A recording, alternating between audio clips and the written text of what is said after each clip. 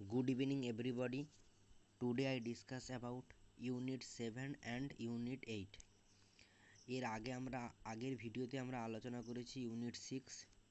সেই ইউনিটটা যদি না কেউ দেখে থাকো, আজকের যে ভিডিওটা তৈরি করছি তার ডিসক্রিপশানে আগের ভিডিওর লিঙ্কটা দিয়ে দেব। আমরা আলোচনা করব ইউনিট 7 এবং ইউনিট 8-এর 2 নম্বরের প্রশ্নগুলো যেগুলো প্রিভিয়াস ইয়ারে পড়েছিল।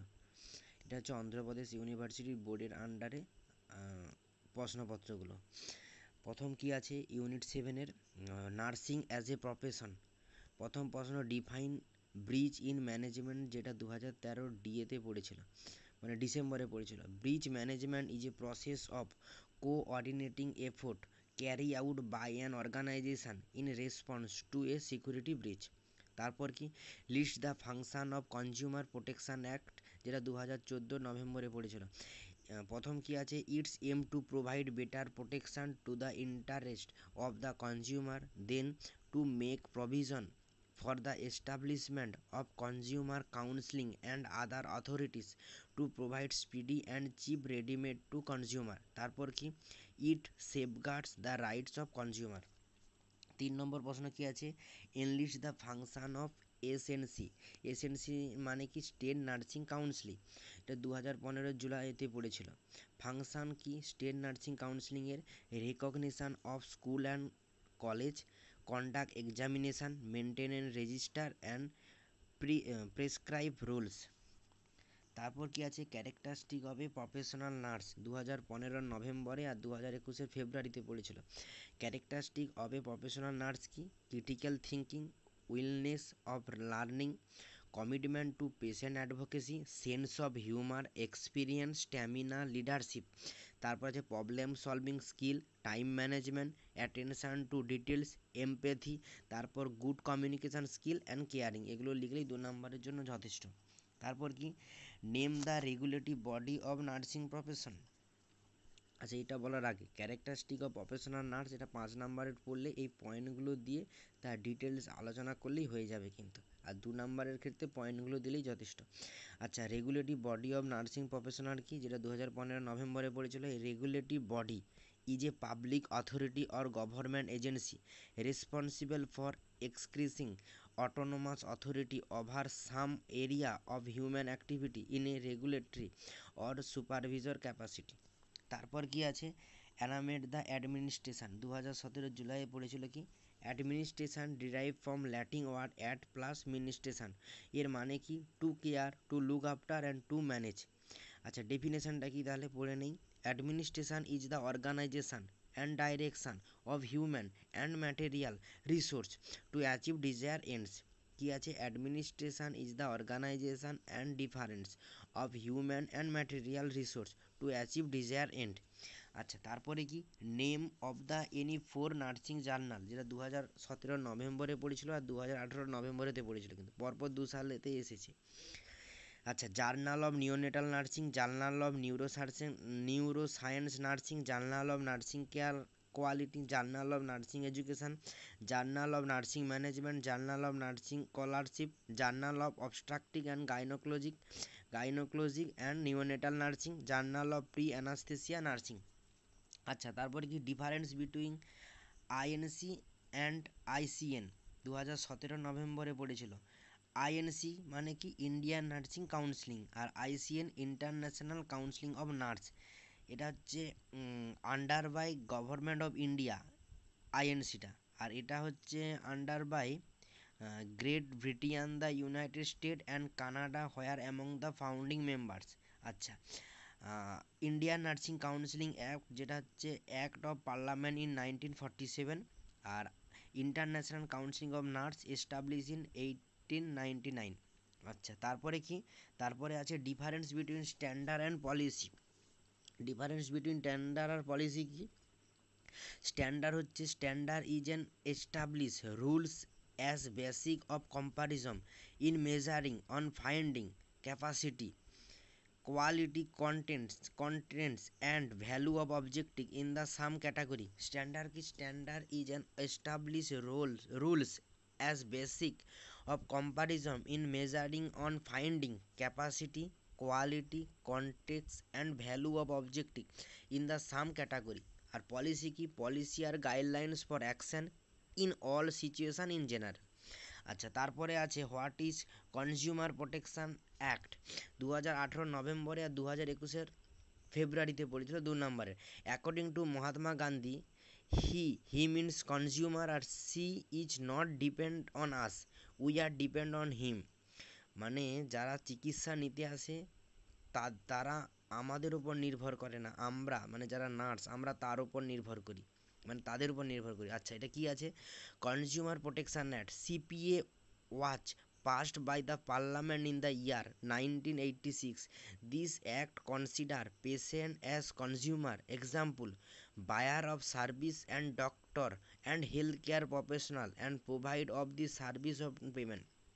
এখানে বলা হয়েছে তারা টাকা দিয়ে কিনে আমাদের সার্ভিস, এবং নার্স এবং ডক্টরদের এই হেলথ কেয়ারকে তারা কিনে নেয় এবং আমরা তার বিনিময়ে তাদের সার্ভিস দিই। এটাই হচ্ছে কনজিউমার প্রোটেকশন অ্যাক্টের মানে মূল কথা।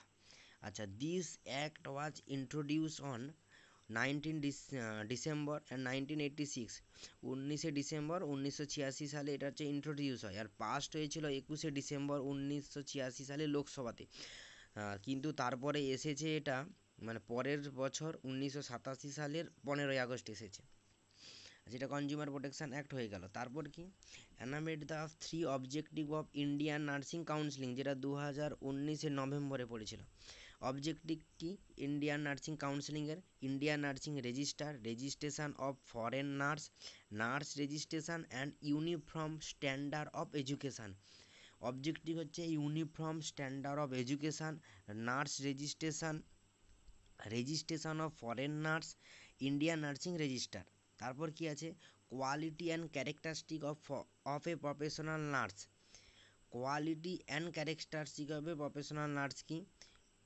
পয়েন্টগুলো পড়ছি: care giver, communication, teacher, counsellor, client advocate, change agent, leader, manager and research.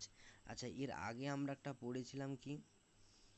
আচ্ছা, characteristic of a professional nurse, characteristic, আর এটা আছে কোয়ালিটি অ্যান্ড ক্যারেক্টারিস্টিক। এখানে শুধু কোয়ালিটিটা পড়লাম, ক্যারেক্টারিস্টিকটা ওপরে দেওয়া আছে, ঠিক আছে। তারপর কি? List down various activity and function of TNAI. TNAI কি? Train nurse association of India. এর হচ্ছে মানে এগুলো নিয়ে এদের ফাংশনটা কি? To united standard of nursing education and implant this through appropriate channel.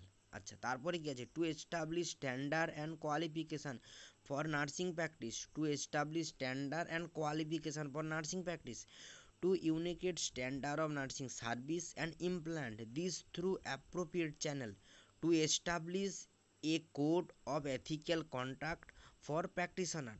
তারপর কি আছে? To stimulate and promote research design to enhance. আচ্ছা, আবার পড়ছি: train nurse association of India to united standard of nursing education implant this through appropriate channel, to establish standard and qualification of nursing practice, to united standard of nursing service and implant this through appropriate channel, to establish a code of ethical conduct of practitioner. আর তারপর কি? Two stimulate and protection research design to enhance.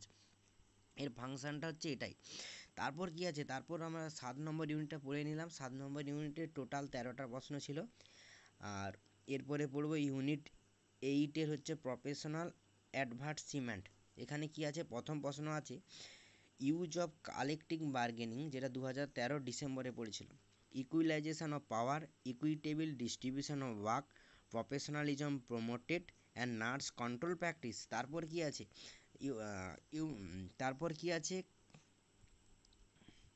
তারপরেরটা হচ্ছে আচ্ছা current advance career opportunity in nursing. Current